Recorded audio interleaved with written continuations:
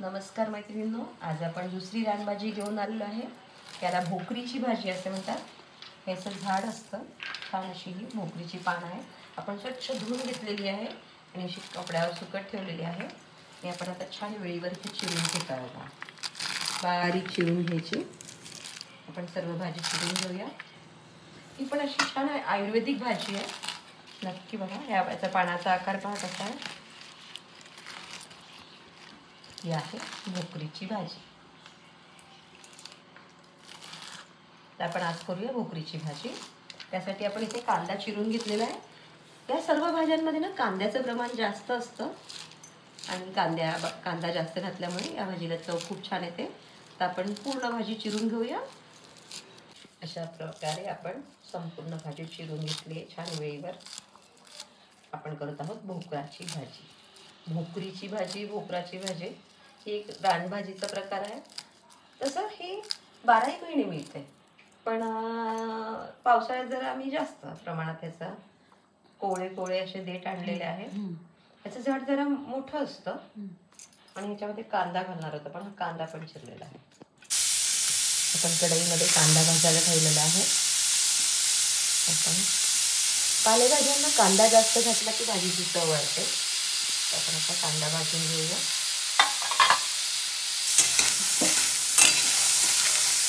आधी मऊ करूया.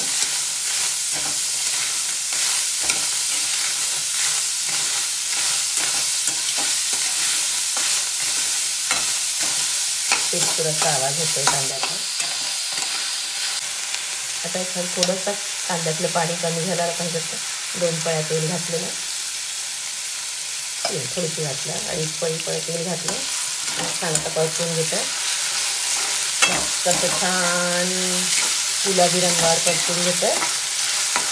आपण थोडं मध्ये साईडला कांदा करून त्याच्यामध्ये लसूण ठेचलेला घातलेला आहे. पालेभाजीला लसूण असला की भाजीची चव खूप छान लागते. आता आपण लसूण पण छान गुलाबी करून घेऊ. कांदा पण आपला छान गुलाबी होत चाललेला आहे आणि छान आता परतून घेऊया. आता आपण कांदा छान हे झाला आहे मऊ. आपण यामध्ये मीठ घातलेलं आहे. चवीनुसार मीठ घालूया आपण.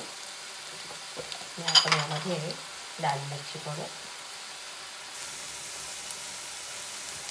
छान असे रंग खूप छान येणार आहे भाजीला. आपण आपल्या आवडीप्रमाणे घाला. 1 ते 1.5 चमचा घातलेला आहे. तुम्ही तुमच्या हिशोबाने घाला. भाजीच्या प्रमाणात घातलेलं आहे. छान आपण तेल सुटायला लागलेलं आहे. त्यामुळे आपलं मस्त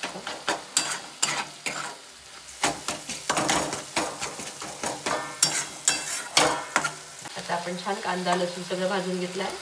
आपण यामध्ये आता चिरलेली भाजी घालत आहोत.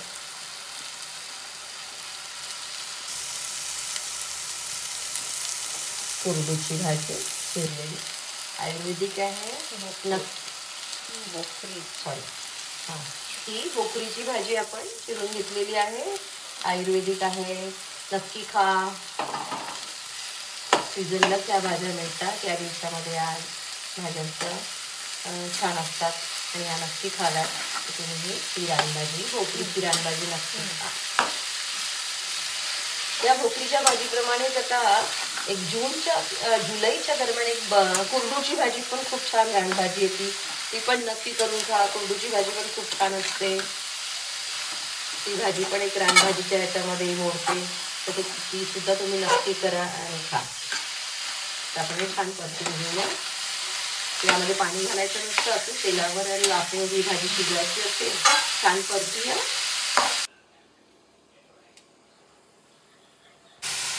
आपण आता छान बारीक गॅस केलेला आहे आणि झाकण ठेवून 10 मिनिटं एक छान वाफ काढून घेऊया.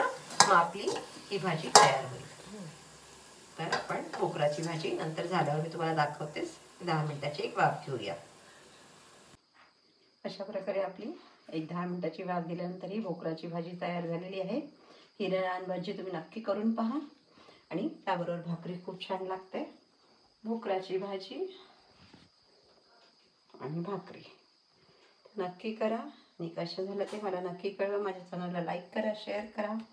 आणि ही रानभाजीच्या सिरीजमधली ही दुसरी भाजी. पहिली आपण केली चिचुरड्याची भाजी आणि आता ही आहे भोकराची भाजी. तर नक्की करा.